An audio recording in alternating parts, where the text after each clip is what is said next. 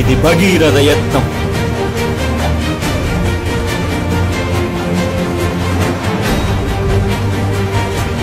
అభినవ ఆర్దర్ఘాతం ప్రయత్నం.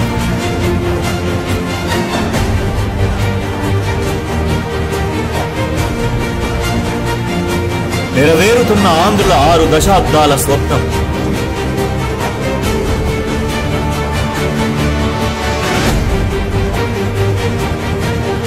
చంద్రబాబు పర్యవేక్షణలో పోలవరం అణువణువు నిర్మాణం.